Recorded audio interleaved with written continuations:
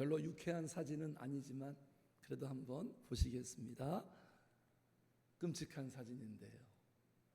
이 어떤 사진일까요? 역사의 한 장면이거든요.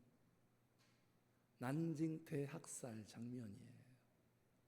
일본군 장교들이 이때 난징에 있는 선량한 중국 시민들을 오늘 하루에 누가 더 참수를 많이 하느냐 내기를 했다고 합니다. 사람을 죽이는데 무슨 게임 하듯이. 얼굴을 보세요. 이 얼굴을 웃고 있죠. 끔찍하지만 그렇죠. 참수된 사람의 신체를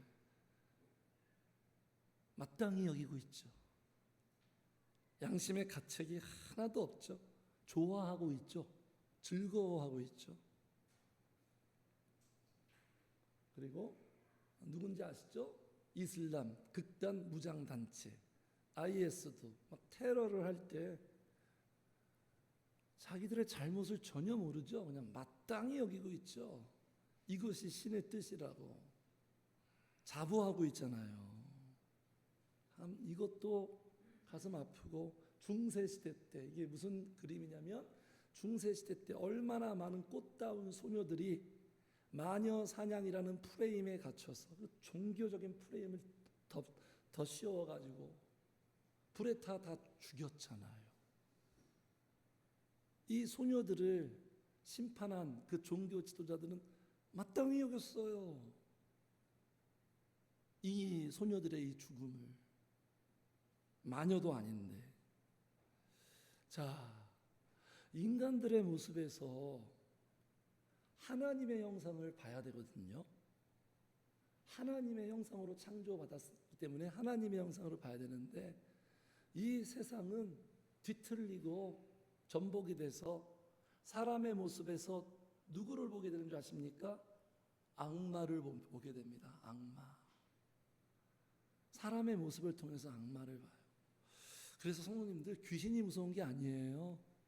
사람이 제일 무서운 거예요. 사람이 제일 무섭고, 타인이 지옥이라는 말이 있는 것처럼 인간이 지옥을 만드는 거예요. 그래서 이런 어떤 이 극단적인 이런 모습뿐만 아니라 보편적으로 우리 인간들의 문제가 뭐냐면, 분명 그가 잘못하고 있는데 잘하고 여기고 있다는 거예요. 그렇지 않습니까? 비정상적인데 정상으로 여기고 있어요.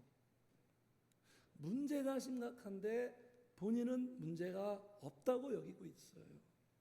그렇게 살고 있어요. 이게 문제 아닙니까? 예수 안 믿는 게 얼마나 무섭고 심각한 문제인데 아무런 문제도 없이 나는 괜찮아 하면서 살잖아요. 성도들이 신앙생활 잘하는 것이 마땅한 것인데 나는 괜찮아, 아무런 의식 없이 아무런 감각 없이 그렇게 살고 있다는 거예요.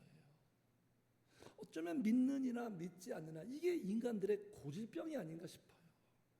자, 오늘 본문에 등장하는 이 사람도 마찬가지예요. 자, 누가 등장하죠? 본문에 드디어 사울이 등장합니다. 기독교 역사의 가장 찬란한 하나님의 종이 여기서 등장하는데, 등장하는 장면은 참으로 너무나도 가슴 아픈 모습이에요.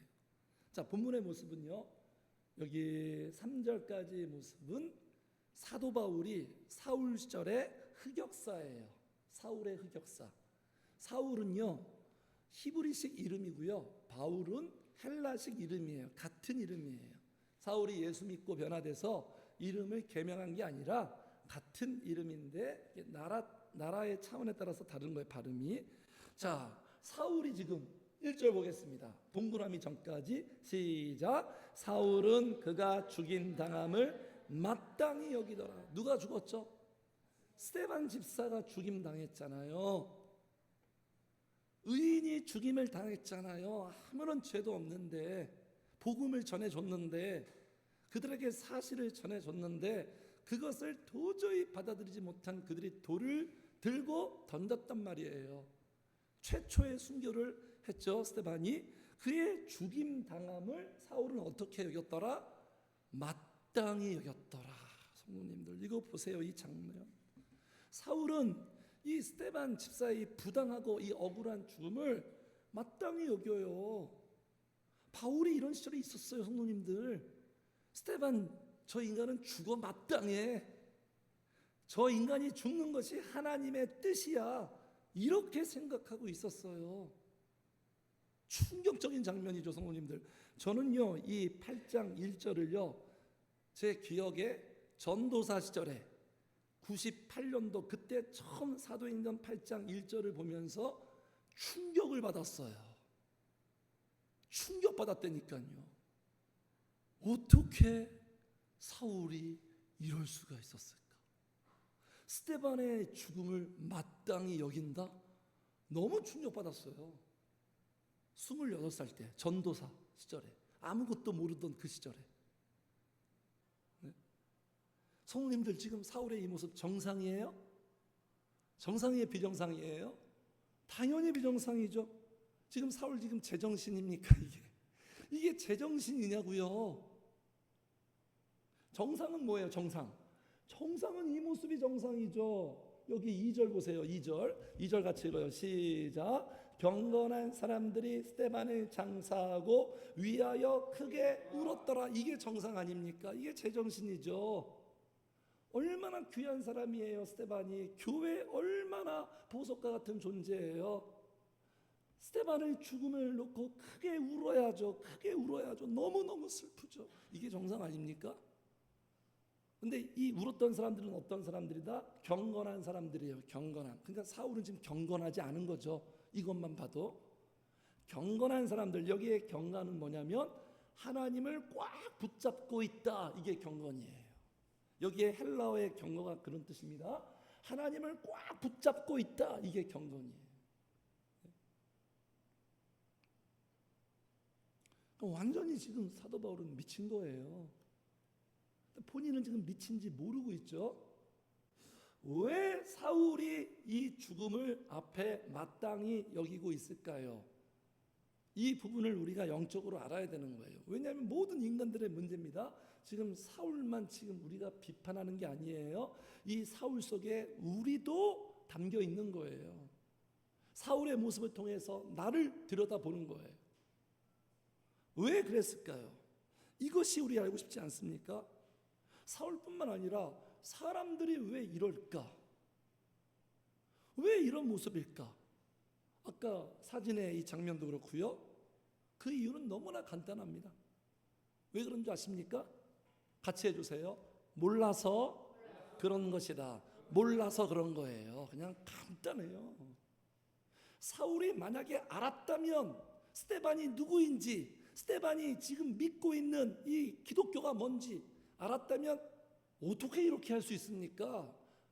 그렇게 하라고 해도 절대 못하죠. 죽으면 죽었지.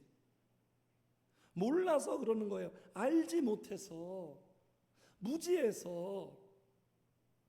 호세아서 이렇게 진단하잖아요. 사람이 망하는 이유가 뭐냐? 지식이 없음으로 망하는도다. 지식이 없으니까 망하는 거예요. 몰라서 망하는 거예요. 세상 지식, 영어, 수학, 과학, 철학 이런 거 몰라서 망하는 게 아니라 하나님에 대한 진리를 모르기 때문에 망한대요. 그래서 나중에 사도 바울이 깨닫고 이런 고백을 합니다. 우리 같이 읽어요. 앞에 시작. 하나님의 의를 모르고 자기 의를 세우려고 힘써 하나님의 의에 복종하지 아니하였느라. 자기가 그런 거예요. 하나님을 몰라요. 모르니까 자기가 믿고 있는 그거를 힘써서 하고 있는데 오히려 그 모습이 하나님께 복종하지 않고 있는 이 모순과 아이러니한 이 삶. 이렇게 되는 거, 이게 진짜 비극이에요. 오늘날도 마찬가지예요. 모르고 있는데 자기는 마치 알고 있는 것처럼 열심히 하고 있거든요. 근데 그게 하나님의 뜻과 정반대예요. 그러니까 지금 사울은 하나님도 몰라요. 본인은 누구보다 하나님을 알고 있다고 하죠. 사울은 율법도 몰라요. 사울은 율법의 정통한 자예요. 최고의 엘리트, 수석이에요. 수석. 동기생들보다 뛰어난 사람이에요. 율법도 몰라. 무엇이 선인지 악인지도 몰라. 하나님의 뜻도 몰라. 무엇이 신앙생활인지도 몰라. 자기 자신도 몰라. 소크라테스가 했죠. 너 자신을 알라. 그러니까 지금 총체적인 난관이에요. 총체적인 난관. 왜 모를까요, 성도님들? 사울 진짜 미친 듯이 율법을 파고들었어요. 온통 율법 생각밖에 없어요. 온통 하나님의 말씀밖에 거기에 미쳐있는 사람이. 그런데 몰라요. 왜 모를까요? 왜 이렇게 됐을까요? 그러면 성도님들, 이 모든 것들을 알게 하시는 분은 누구예요? 우리가 아는 게 아니죠. 우리가 열심히 연구한다고 알게 되는 게 아니에요. 세상 지식이 아니니까. 알게 하시는 이가 누구죠? 한 분밖에 없죠. 보혜사 성령님. 답이 나왔죠? 사울이 왜 이랬습니까? 성령님이 없어요. 그의 삶에, 그의 마음에. 보혜사 성령이 없어요.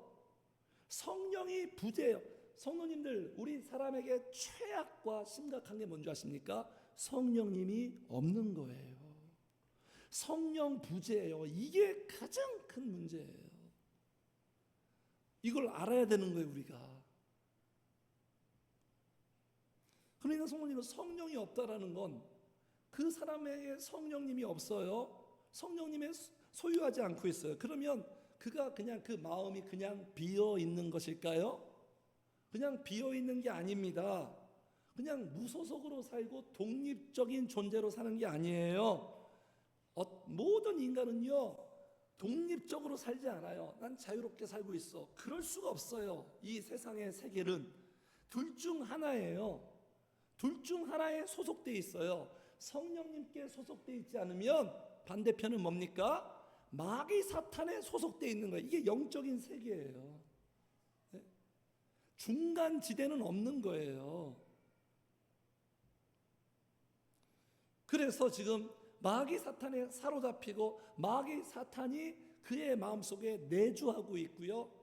마귀에게 지배당하고 있고 마귀의 생각으로 사로잡혀 있고 마귀에게 영향을 받고 있는 거예요. 그래서 우리가 신앙생활할 때 성령이 역사하면 이렇게 되고 마귀가 역사하면 이렇게 되는 이 영적인 부분을 정확하게 알고 있어야 돼요. 하나님의 말씀이 다 이 부분을 우리에게 가르쳐주고 있거든요. 영적인 부분에서 우리가 인식을 못하면 문제가 생기는 거예요. 자, 그래서 마귀가 우리를 사로잡고 역사하면 당연히 마귀스러운 모습이 나오죠. 좋은 열매를 맺을 수가 없죠. 나쁜 열매를 맺을 수밖에 없죠. 그 모습이 어떤 모습이냐면 마귀가 사로잡잖아요. 우리를 붙들잖아. 마귀가 어디를 사로잡습니까? 이 손가락을 사로잡습니까? 두 다리를 사로잡습니까? 아니면 나의 무슨 근육을 사로잡습니까? 마귀는 사람의 어디를 사로잡죠?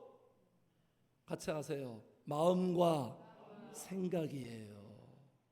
마음과 생각은 보이지 않잖아요. 마음과 생각을 사로잡아요. 사람이 마음과 생각대로 사는 거잖아요, 결국은. 그래서 그 마음과 생각을 사로잡으면 무서운 착각을 하게 됩니다. 이게 진짜 무서운 거예요. 무서운 착각을 해요. 왜 그렇죠? 속이니까. 자꾸 착각 왜 하죠? 속이니까. 마귀가 속이니까. 이게 미혹당하는 거예요. 그래서 어떤 착각을 하냐면 자기는 사울처럼, 사울이 왜 마땅히 여겨요? 이게 하나님의 뜻이니까. 저 인간 죽어야 돼. 죽는 게 하나님의 뜻이니까. 그러니까 본인은 고로 결론은 나는 지금 잘하고 있다. 잘하고 있다고 생각해요. 이거 어쩌면 좋아요, 성도님들? 소름 끼치려고 해서 지금 끔찍해서. 본인이 잘하고 있다고 생각한다니까요. 제대로 하고 있다고 생각해요. 자기는 맞다고 생각해요. 제가 지금까지 목회를 하는데 제일 힘들고 어렵고 안타까운 게 이거예요. 다 잘하고 있다고 생각해요. 제대로 하고 있다고 생각해요. 맞다고 생각해요. 그 생각이 조금도 바뀌려고 하지 않아요. 유대인들이 그랬잖아요. 유대인들이 왜 예수님 싫어했어요? 왜 예수님 죽였어요? 자기들은 잘하고 있는데, 자기들은 지금 하나님 잘 섬기고 있는데 예수님이 자기들 보고 가짜래, 독사의 자식이래, 마귀에 미치는 거예요. 이거는 눈이 헷가닥 도는 거예요. 성도님들, 이게 제일 무서운 거예요. 죄 범하는 게 무서운 게 아닙니다. 그가 잘못해서 죄를 범한 게 무서운 게 아니에요. 사울처럼 이렇게 여기고 있는 게 제일 무서운 거예요. 이건 약도 없어요. 대책이 없어요. 성도님들, 무서운 거예요. 그래서 이렇게 되면 마귀 짓을 할 수밖에 없어요. 마귀가 원하는 대로 움직일 수밖에 없어요. 마귀의 아바타가 됩니다. 그래서 사울 보세요.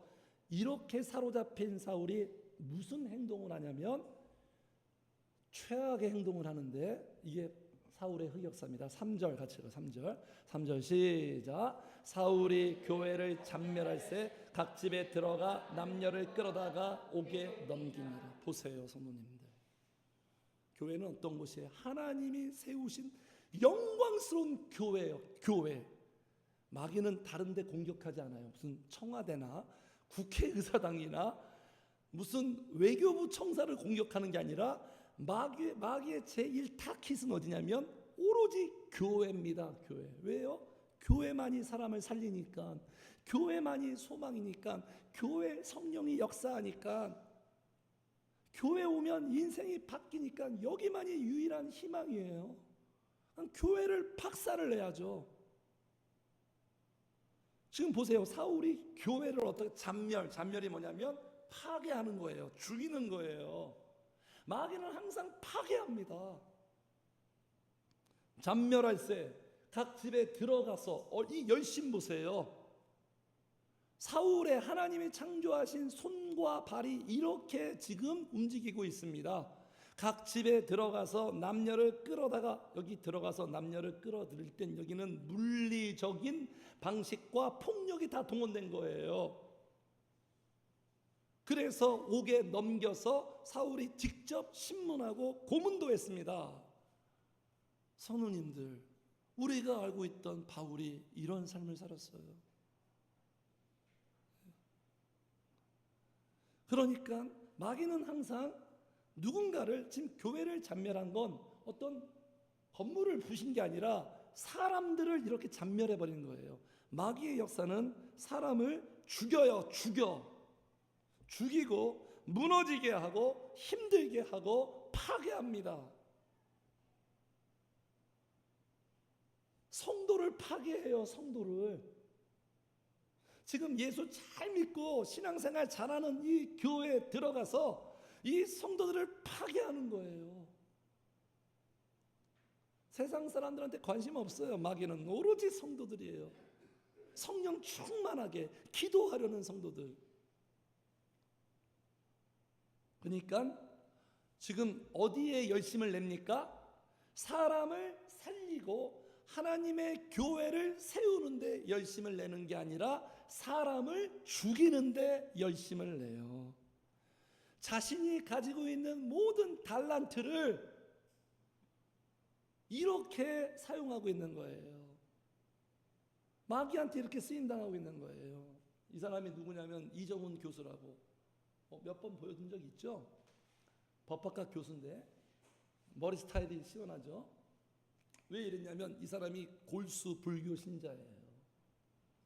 그냥 자기만 잘 불교를 믿은 게 아니라 이 사람이 생각할 때 이 불교의 사상을 방해하고 이 세상의 모든 악의 근원이 뭐냐면 기독교다, 이렇게 딱 진단을 하고, 그러면 자기가 할 수 있는 모든 방법을 총동원해서 기독교 세력을 무너뜨리게 하는 것이 자기의 사명이다.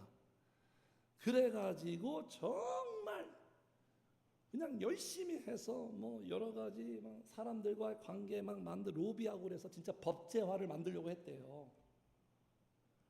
교회가 성도들이 신앙생활을 제대로 하지 못하도록 진짜 법제화를 만드는데 그게 어느 정도 많이 성과가 있었대요. 그때 주님을 만나버렸대요. 이 교수님이. 지금 목사님 됐다고 하더라고요. 그러는 거예요. 자기가 가진 얼마나 똑똑하겠습니까? 얼마나 많이 배웠겠습니까? 열정이 있죠. 이 모든 걸 가지고 하나님의 영광을 위해서 써야 되는데 교회를 부시는 데 쓴다는 거예요. 이게 마귀가 원하는 거예요. 교회만 부십니까? 교회 무너지면 가정도 무너지는 거예요. 성도들은 교회에서 은혜 받고 힘을 얻어서 그게 가정으로 뻗어나가야 되잖아요. 가정생활에 문제 있는 사람들은 반드시 교회에 뭔가 문제가 있어요. 그러니까 다 도미노 연쇄 현상을 일으키는 거죠. 하나님이 창조하신 모든 것을 다 부시는 거예요. 오늘날도 그렇지 않습니까?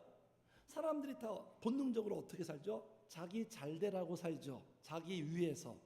자기 위하고 행복하고 나름대로 좀 이렇게 윤택하게 살려고. 그래서 막 죽으라고 공부하고 직장 생활을 하잖아요.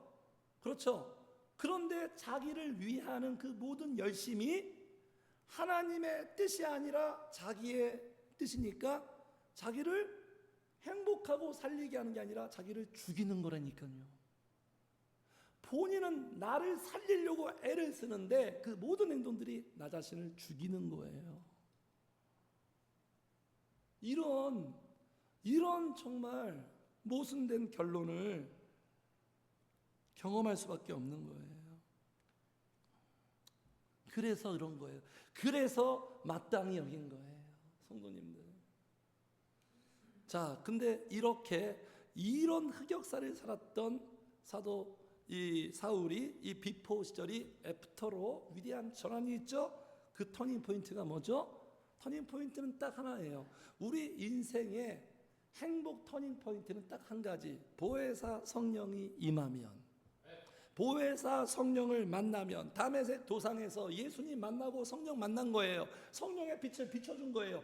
형상은 예수님으로 나타났지만 성령의 역사한 거예요. 성령의 빛을 비춘 거예요. 불쌍히 여기셔서. 그리고 하나님의 놀라운 오묘한 뜻이 있으니까, 하나님이 택한 사람이니까. 네. 성령이 임하고 만나니까. 그러니까 보세요. 이렇게 성령님이 없으니까 아무것도 몰라. 자기는 모든 것을 알고 있는다고 생각하는데 아무것도 몰라. 근데 성령이 임하니까 비로소 눈을 뜨게 됩니다. 이런 고백을 합니다. 성도님들, 우리 같이 읽어요. 시작. 내가 전에는 비방자요 박해자요 폭행자였으나 도리어 긍휼을 입은 것은 내가 믿지 아니할 때 알지 못하고. 어떻게 이렇게 알게 됐어요? 성령님이 임하고 성령님이 알게 하시니까. 그전에는 마땅히 여기죠. 그런데 어떻게 고백합니까? 내가 비방자였구나. 내가 박해자고 폭행자고 왜 이렇게 살았나 알지 못하고. 우리가요 주님 모르면, 우리가 은혜 모르면 하나님 방해합니다. 하나님의 걸림돌이 돼요. 성도님들, 갈라디아서도 이렇게 똑같이 또 시작. 내가 이전에 유대교에 있을 때 행한 일을 너희가 들었거니와 하나님의 교회를 심히 박해. 보세요. 심히. 이거 어떻게 정신 차린 거예요? 성령께서. 그래서 우리 인간이 성령님 만나고 성령 임하는 게 얼마나 수지 맞고 최고예요. 최고. 그래서 예수님이 성령을 받아라. 그래서 사도들이 나중에 성령을 받기 위하여, 성령 충만하기 위해서 전심으로 기도했잖아요. 사람을 바꾸고 달라지게 하신 이는 성령님밖에. 우리의 의지가 안 돼요. 우리의 의지로 나 이제 앞으로 잘 살 거야. 우리 자체가 지금 망가져 있는데 어떻게 그게 제대로 됩니까? 그래서 성도님들, 성령님이 임하면 이렇게 다 알게 되는 거예요. 난 참 바보처럼 살았구나. 난 지난날 악하게 살았구나. 도덕적으로 문제 없어도 성령님과 관계없이 사는 게 악하게 산 거예요. 악하게 살았구나. 나는 그냥 교회만 다녔구나. 예수님과 아무런 관계없이 교회만 다녔구나. 그러면서 이걸 깨달으면서 성령님께서 또 이렇게 합니다. 같이 읽어요. 시작. 그때 너희가 너희 악한 일과 너희 좋지 못한 행위를 기억하고 너희 모든 죄악과 가증한 일로 말미암아 스스로 믿게 보리라. 이렇게 되는 거예요. 제대로 보는 거죠. 사울이 스데반 죽였다, 마땅히 여기고 너 괜찮아, 잘했어, 이렇게 자신을 봤는데 성령이 임하니까 그 행동은 끔찍한 거예요. 내가 어떻게 그렇게 했지? 스스로 믿게 보는 거예요. 하나님이 보듯이 보는 거예요. 성도님들, 이렇게 정신을 차리게 되는 거예요. 인간이 성령님으로 말미암아. 그래서 성도님들이 성령님을 구하고 찾고 두드린 게 얼마나 위대하고 나를 위한 최고의 행동인 줄 아십니까?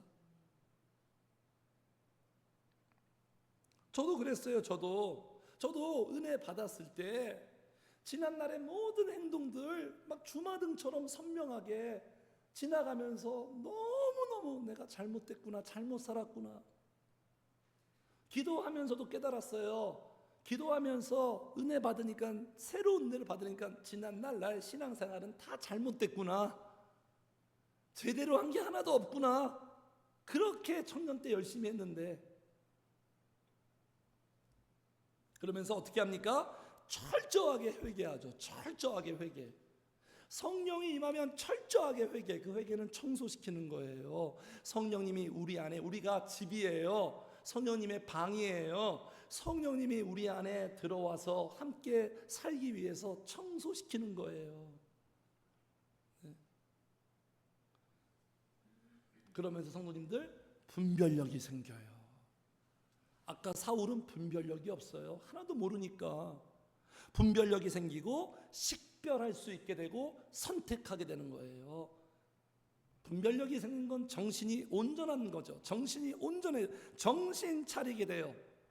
어떤 분별력이 생기는 줄 아십니까? 성령님이 임하고 은혜 받으면, 만나면 마땅히 여기지 말 것과, 같이 합시다, 마땅히 여길 것을 분별한다. 이 분별력이 생겨요. 이게 공부한다고 되는 줄 아십니까? 인문학을 공부하고 종교를 공부한다고 되는 게 아니에요. 마땅히 여기지 말 것과 마땅히 여기는 것, 이것을 알고 사는 게 사람이에요. 이것을 알고 사는 게 사람답게 사는 거예요. 이것을 알 때 우리 인생이 평탄해지고요, 형통해지고, 그리고 행복해지는 거예요. 제대로 가는 거예요. 제대로 살게 되는 거예요. 이게 정리가 안 되잖아요. 이 부분이 정리가 안 되면 인생 꼬이고 뒤죽박죽되고 엉망진창되고 인생의 난장이 시작됩니다. 난장판 되는 거, 난장판. 성도님들, 우리가 마땅히 여기지 말아야 할 것이 무엇입니까? 생각해 보세요. 사람이 진짜 이거 마땅히 여기면 안 돼. 뭐죠? 예수 안 믿는 거죠. 예수 안 믿는 거. 예수 믿지 않는 거, 이거 진짜 마땅히 여기지 않잖아요. 그리고 그 주님을, 성도라면, 사랑받은 성도라면 주님을 사랑하지 않는 나, 내가 왜 주님을 사랑하지 않지? 마땅히 여기면 안 돼요. 내 마음은 왜 그 주님을, 하나님은 항상 나를 향해 뜨거우신데 나는 왜 그 하나님을 향한 마음이 뜨겁지 않지? 성도님들, 지금 마음의 온도가 어떻습니까? 뜨겁든지 차갑든지 내 마음이 왜 뜨겁지 않지? 마땅히 여기면 안 돼요. 성령님을 향한 간절함도 없고 사모함도 없고 성령님을 가까이 하지 않는 것, 마땅히 여기면 안 됩니다. 이게 성도예요. 신앙생활을 최우선으로 여기지 않는 것, 기도하지 않는 것, 성도님들, 기도하지 않는 것.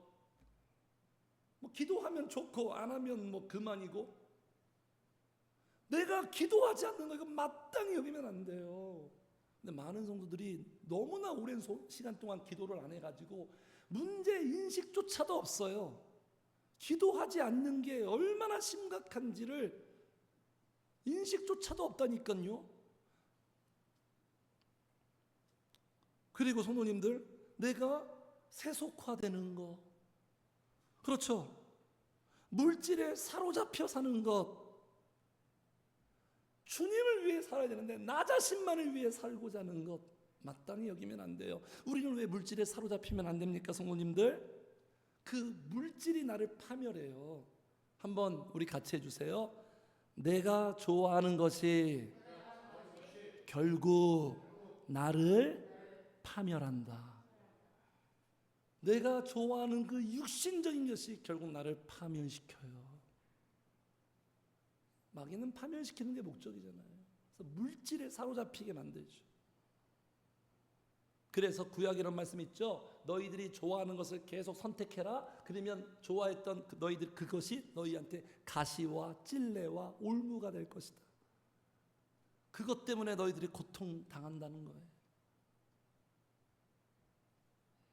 마땅히 여기지 말아야 할 것이, 반대로 우리가 마땅히 여겨야 할 것.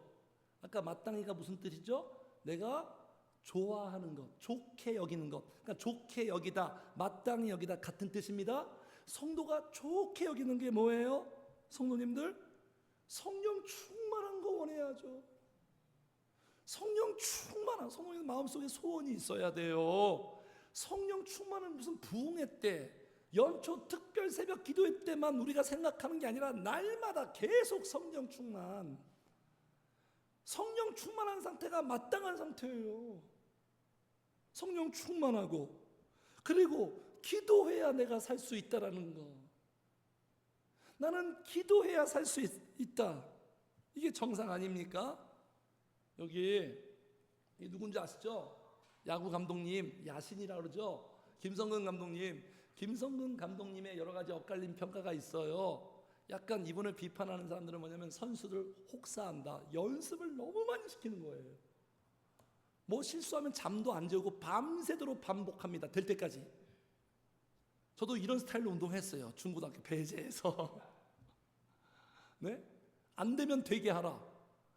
중앙고등학교 알죠? 저기 서울의 중앙고등학교, 거기에서 연습 경기 졌거든요. 강동구 고덕동 배제 고등학교 뛰어왔어요. 4시에 출발하니까 밤 11시에 도착하더라고요. 그런 감독님 밑에서 선수 생활을 했습니다. 근데 그 선수, 근데 이분의 진정성을 아는 그 제자들은 다 고마워해요. 이분이 왜 닥치고 연습, 끊임없는 연습을 시키는 이유는 딱 하나입니다. 선수들에게, 자기는 자식과 같은 선수들에게 찬란한 미래를 주고 싶다는 거예요. 그래서 오늘 현재 땀을 흘리게 하는 거예요. 저도 마찬가지예요.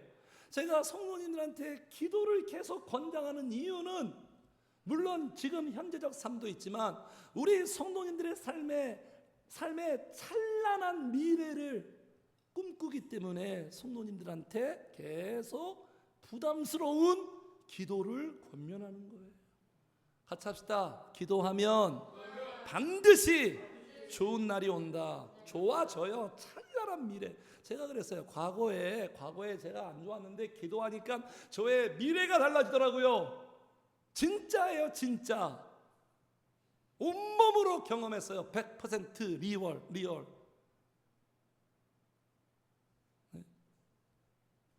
성령님을 최고로 여기고 주님을 위해 사는 것을 마땅히 여기고, 나의 모든 것이 주님의 것이니까 주님의 영광을 위해 사는 것이 마땅히 여기고, 때로는 주님 때문에 나도 고난을 당할 수 있다라는 것도 마땅히 여기고, 나도 십자가를 지고 좁은 길 걸어가야 하는 것도 마땅히 여기고. 그래서 말씀 보니까 다 마땅히, 그 남아있는 곳에 어느 곳에 머물러 살려니 마땅히 은과 금과 그 밖의 모든 것으로 하나님께 예물을 기쁘게 드리는, 이거 마땅히 여기는 거예요. 하나님께 기쁘게 교회를 위해서 드리고, 또 뭐예요? 같이 읽어요. 짧으니까 시작. 너희 의인들아 여호와를 즐거워하라. 찬송은 전직한 자들이 마땅. 하나님 좋아해야 돼요. 하나님 막 즐거워해야 돼, 사람보다. 그리고 막 찬양하는 거 마땅한 거예요, 성도님들. 너희는 여호와 너희 하나님께 성원하고 갚으라. 사방에 있는 모든 사람도 마땅히 경외할 이에게 예물을 하나님 경외하고 하나님이 주신 은혜에 보답하며 사는 거 마땅한 거예요. 마땅히 여기고, 마땅히 행할 길을 알게 가지. 부모로서 자녀들에게 공부 잘해서 성적 좋아서 좋은 대학 들어가는 역할 도와주는 것보다 신앙 교육 시켜주는 게 부모의 역할이에요. 마땅히 여겨야 되는 거예요. 자녀를 위하여 눈물로 기도하고. 성도님들, 주께서 사랑하시는 형제들아, 우리가 항상 너희에 관한 마땅히 하나님께 감사, 마땅히 하나님께 항상 기뻐하라, 쉬지 말고 기도하라, 범사에 감사하라. 마땅한 거예요. 이것이 마땅한 하나님의 뜻이다. 다 나왔어요? 그리고 성도님들, 우리의 마땅한 것이 뭔지 아십니까? 여기 보세요. 빌립이 5절 같이 읽어. 빌립, 시작. 빌립이 사마리아 성에 내려가 그리스도를 백성에게 전파하니. 이것도 우리가 마땅히 여겨야 되는 거예요. 그렇죠? 이게 우리의 사명이잖아요. 미션이잖아요. 잘 먹고 잘 사는 것이 우리의 삶의 목적이 아니라 어느 곳에 있든지 우리는 살아계신 내가 제일 좋아하는 구원자 예수 그리스도를 전파하며 살아야 돼요. 가정이면 자녀들에게 전파하든지 가족에게 전파하든지, 이게 우리의 사명이에요. 이게 마땅한 거예요. 성도님들, 이를 위해서 우리가 부르심을 받은 거예요. 들려주고 보여주고. 여기 6절 보세요. 무리가 빌립의 말도 듣고 행하는 표적도 보고. 들려줘야 돼요.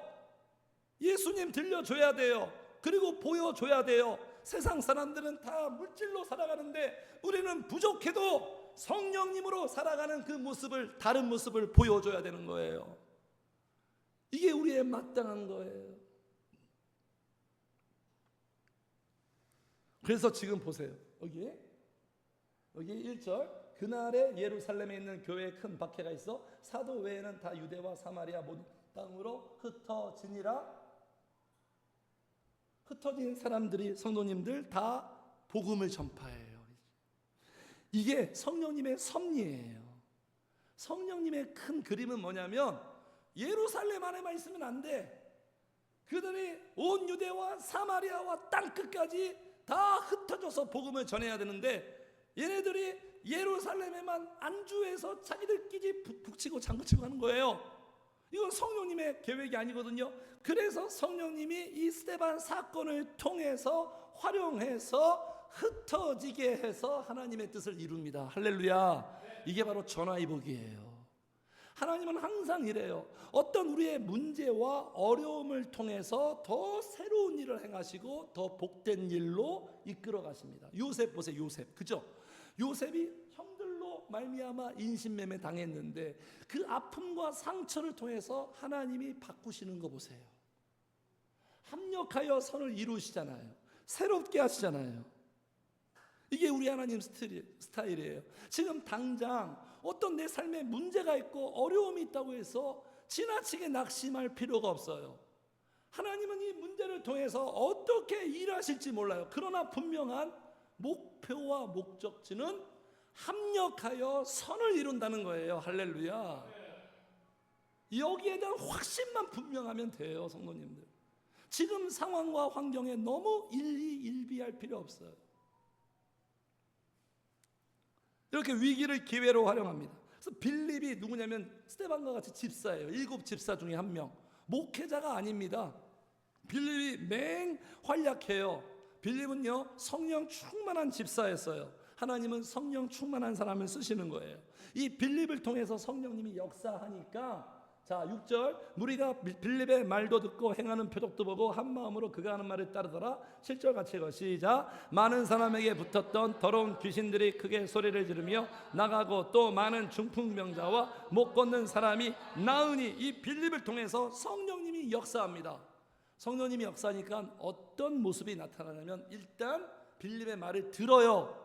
그리고 봐요. 듣고 보고 그 다음에 어떻게 한다? 한 마음으로, 6절에 표적도 보고 한 마음으로 그가 하는 말을 따르더라. 성령이 역사하면 듣고 보고 따르게 돼요. 따르게 됩니다. 근데 이 사람들이 왜 이렇게 됐냐면 근본적으로 택함 받은 사람들이에요. 하나님이 구원하시기로 작정한 사람들이니까 이렇게 듣고 보고 따르게 된 거예요. 하나님의 은혜죠. 은혜. 이렇게 받아들여요. 그래서 성도님들, 우리가 신앙생활을 잘하면, 우리가 성령님과 소통하면 지도자의 메시지를 듣게 되고 또 성령이 역사하는 것을 보게 되고 따르게 돼요. 따르게 됩니다. 한 마음으로 따르게 돼요. 근데 마귀가 역사하면 거스리죠. 마귀가 역사하는 건 거스려요. 성령이 역사하면 따르게 돼요. 항상 이런 모습으로 나타납니다. 자, 따르니까, 이렇게 따르니까 결과는 어떤 결과가 오겠습니까? 무조건 복을 받죠. 따르면, 저는 성도님들한테 권면합니다. 제가 성도님들을 이끌어가는 이런 영적인 목회를 그냥 따라오시면 성도님들은 반드시 복을 받게 되어 있어요. 여기에 대한, 이건 제 개인의 생각이 아니에요. 성령님이, 제 성령님의 뜻대로 하고 있거든요. 그냥 따라오시면 돼요. 기도하시면 돼요. 그러면 좋아지게 되어 있어요. 영혼이 복되고 범사가 잘 되게 돼요. 어떻게 좋아집니까? 7절 한 번 더 읽어요. 시작. 많은 사람에게 붙었던 더러운 귀신들이 크게 소리를 지르며 나가고 또 많은 중풍병자와 못 걷는 사람이 나으니. 자, 따르니까 영적인 문제가 해결됩니다. 어떤 문제? 마귀로부터 자유케 돼요. 항상 우리 모든 인간의 그 불행의 원인이 문제면 마귀의 역사예요. 아까 얘기했잖아요. 우리의 마음과 생각을 사로잡고 마땅히 여기면 안 되는데 마땅히 여기고 이렇게 만드는 거예요. 이 문제를 성령님이 누가 해결해줘요? 마귀사탄 누가 해결해줘요? 누가 무슨 점성술사 무당이 해결해줘요? 성령님만이 마귀를 잡는 거예요. 그리고 어떻게 됩니까? 치유가 돼요. 따르면 치유가 돼요. 회복이 돼요. 건강해져요. 본문에서는 중풍병자랑 못 걷는 사람이 점점 나았다 이렇게 말하잖아요. 회복이에요. 치유예요. 이게 성령님이 하시는 거예요. 마귀는 아프게 만듭니다. 마귀가 막 역사하는 그 집안 가보면 집안에 환자들이 많아요. 성령님은요, 이렇게 건강하게 만들어요. 육체도 영혼도 이렇게 돼요. 점점 나아지고 좋아지게 되어 있습니다, 성도님들. 네?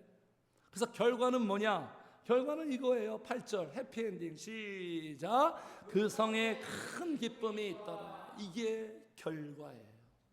이게 성령의 역사의 결과예요. 큰 기쁨. 세상적인 거 얻어서 기뻐하는 정도가 아니에요. 성령님이 주시는 큰 기쁨. 성령님은 기쁨 주시는 분이에요. 큰 기쁨. 이 기쁨을 맛봐야 되는 거예요, 성도님들. 내가 육신적인 내 취향대로 좋아해서 내가 즐기는 그 기쁨 정도가 아니에요. 네? 성령이 임하고 역사하니까 이 큰 기쁨이 있는 거예요. 이게 진짜 기쁨이에요. 해피엔딩이에요. 그래서 오늘 말씀 성도님들, 마땅히 여기지 말아야 할 것과 마땅히 여겨야 할 것, 이것이 바로 우리 성도들의 가장 중요한 부분이에요. 성령님이 없으면 사울처럼 되고요, 이렇게 마귀짓을 하게 되는 거예요. 인생 비참해지는 거예요. 그러나 성령님이 임하면 빌립과 같이 하나님이 마땅히 여기는 것을 행함으로 다른 사람들에게 큰 축복과 기쁨을 주는, 우리 여기 계신 우리 성도님들이 이 사도행전에 빌립의 길을 걸어가시는, 성령을 충만하게 사모하고 기도하시는 우리 성도님들 되시기를 주의 이름으로 축복합니다. 아멘. 325장입니다. 325장.